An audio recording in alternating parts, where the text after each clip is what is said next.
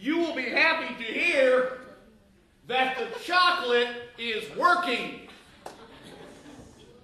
As I announced last Sunday, I did indeed place chocolates in the alms basin for Wednesday Holy Eucharist, and indeed we had yet again 17 people at that service, which is in fact a goodly number for that service. However, I must tell you that far more than 17 pieces of chocolate were consumed, leading me to believe that we had some double dippers in the crowd, perhaps some triple dippers as well.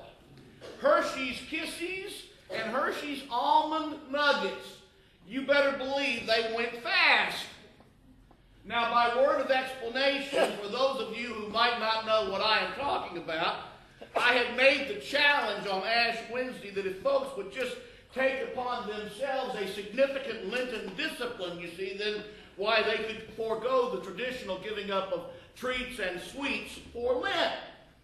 Now, by some strange aberration of my challenge, chocolate candy became the actual inducement for coming to Wednesday service. To wit, you said we could have all the chocolate that we wanted if we would only come to church on Wednesday. So I went out and bought some chocolate, and I put it in the alms basin for that service. And it worked like a charm. However, there is a problem. The chocolate is missing. Or I should say it was missing. I couldn't find it all week. I looked high and low, no kidding, looked everywhere. But the ladies in the altar guild from 8:30 presented it to me after church. I think they knew where it was all along myself. But there will be chocolate yet again in the alms basin on Wednesday. As I mentioned to you last week, we're not using it for anything else on Wednesday, so we might as well fill it with chocolate. As I also mentioned last week, as funny as all this chocolate business is, there is a serious point to be made here as well. The point being that Lent is a time wherein we are called to focus in earnest on our spiritual lives and as such on the state of our immortal souls. And for that, chocolate will just simply not suffice. Now, you understand that as Christians, we are called to always be so focused. The basic premise being that our relationship with God, or lack thereof, is the most important thing that there is. It's just that in Lent, we double down, you see, where our souls are concerned. I mentioned to the Brown Bag Bible study on Thursday that in fact the English word religion, the word religion, comes from the Latin word religio, which probably originally meant religment, as in to reattach a ligament. That's where that word comes from. As such, in modern parlance, religion means to rebind, to restore, to repair, you see, our relationship with God. That is the literal meaning of the English word religion, the restoration of our relationship to God. But of course, religion doesn't just confine itself to Christianity. It is in fact the goal of all world religions to do that, to restore the relationship between people and God, which is to suggest, is it not, that it's a big job, that it's a big problem, that it is in fact a worldwide problem. People are alienated from God. That is the problem, you see, that religion seeks to address. And in our case, that Christianity seeks to address, the fundamental alienation that we have from God. It is, in fact, the biggest problem that we have. It is, in fact, the biggest problem that there is, because you see, God is literally the source of all life. And as we are alienated from that, as we are separated from God, we're not really living. We're just pretending to live. We call it life, but what it really is just slow death. Anxiety, depression, fear, long simmering anger, unforgiveness, boredom, listlessness, bitterness, despair. These, my friends, are not the fruits of the Spirit. They are, in fact, the symptoms of the Spirit's absence from our lives. Make no mistake.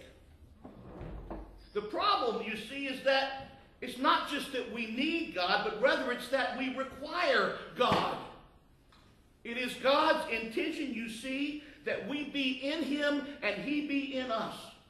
It is, in fact, the only way that creation works properly. It is, if you will, a law of the universe. So that when we are separated from God, get this, it means that we are separated from ourselves as well. When we are separated from God, we're separated from ourselves as well, our true selves. Now, this morning's first reading from Exodus contains, I believe, the most important passage to be found in all the Old Testament. Moses encounters the burning bush, and God speaks to him out of the fire. Get this. God says, Moses, Moses, and Moses says, here I am. And subsequently, when Moses asks for God's name, God replies, I am who I am. Moses says, here I am. And God responds, I am who I am. Sealing for all time the proper relationship between God and humankind. Creator and creation. Y'all, we are part of God. Do you not understand that? We are part of God, and God is part of us. It's not just that we need God, it's that we can't breathe without God. We're not whole without God. We're not complete without God. We're not ourselves without God. Get this, we're not at home without God. Don't we all want to be at home where we're loved and protected and at peace, but we can never be there without God. And while it is true that there are people who are fool enough to proclaim to the world or to themselves that they do not need God, what concerns me far more are the people of whom Jesus speaks when he says they honor me with their lips, but their hearts are far from me. In other words, church people. Church people. It was the great 20th century Christian mystic Simone Weil who said words to the effect, get this, it is much easier to make non-Christians into Christians than it is to make Christians into Christians. You hear that? The problem, I think, is that we think we know what being a Christian means, don't we? Going to church, saying our prayers, being good, and hoping for the best. Right? But that's not what Christianity is at all. Y'all, being a Christian means being one with God through Christ. It means seeking God in all that we do. It means finding delight in God's creation. It means learning to love our neighbor.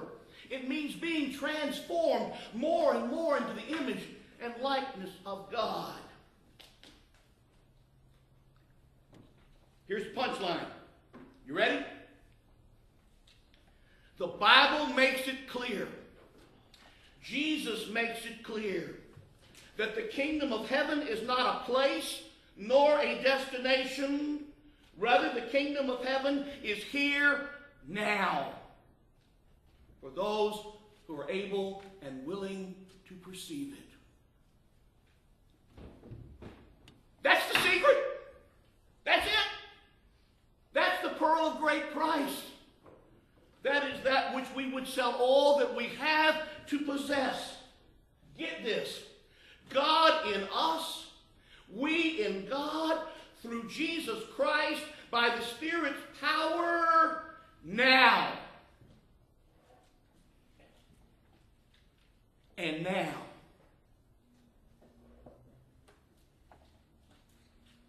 And now.